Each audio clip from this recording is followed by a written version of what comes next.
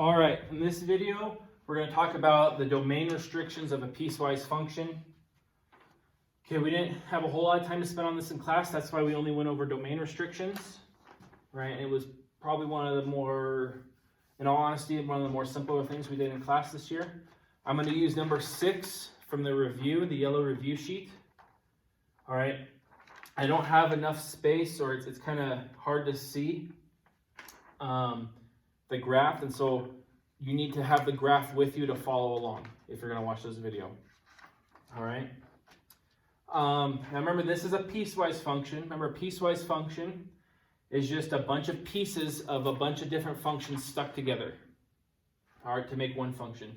So here we have a line, right, exponential graph, an exponential function, a parabola, and an absolute value graph, absolute value function.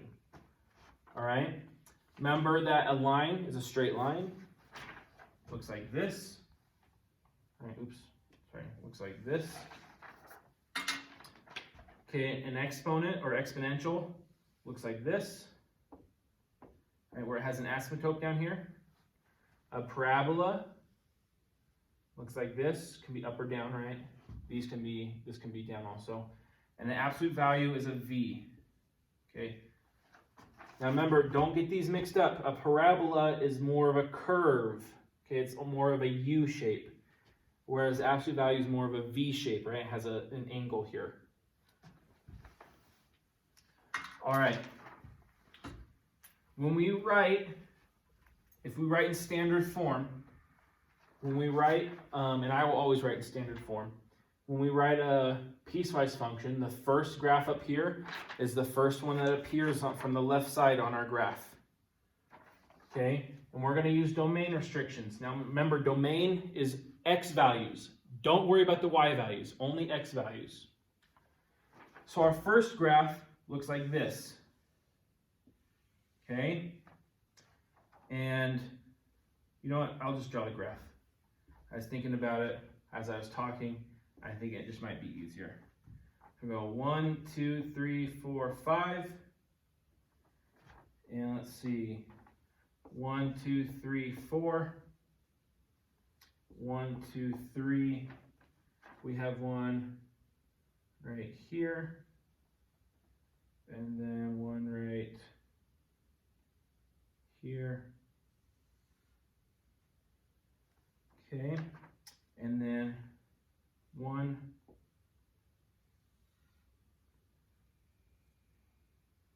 3, 6, 7, 8.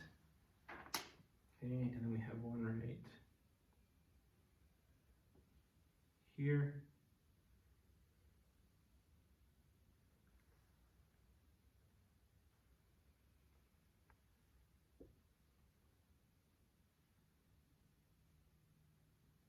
And one right here. Okay. Here's the first part of the graph. It's obviously a line, so it goes with this one. This is the first one that shows up in our piecewise function definition. So it's the first graph that shows up when we read left to right. Remember, we read graphs just like we read a book from left to right. Now the domain, where does this graph start? Domain's x values. So 1, 2, 3, 4, 5. It starts at -5. And it ends at -3. Right, here's -5, here's -3. X values. Now I know it says that it shows that it also ends at -1, but that's the y value, that's range. We don't care about that. We're looking at domain restrictions. Okay, now this next one. See, its exponent, the variable's in the exponent, so it's exponential, so it's going to look kind of like this. All right, well, it's obviously this one, and it's in standard form, so it should be the next one.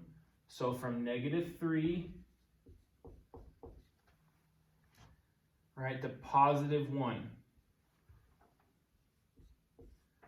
Okay, now notice, okay, when the graph like this is all connected, okay, when there's no breaks in the graph, all right, where you left off with one, you should start off with the other if there's no breaks.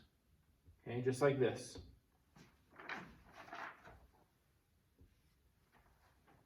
All right, and then this one is a parabola, right? Because it's squared. We worked with that this year. This, it's a little bit skinnier, okay, because it's zoomed out on the paper, but it is a parabola from here to here. So from 1, okay, to 2. Right, and now this is absolute value. Remember, absolute value is a V.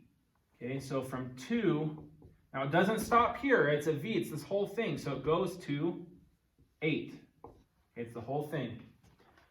Now we're using these symbols because it's saying that our x value, or our domain, is in between these. We'll look at our line. Our line starts is in between -5 and -3 for x values. So this makes sense. So this is how we write it. Now, there's a better, correct way of writing it, okay, with a bracket.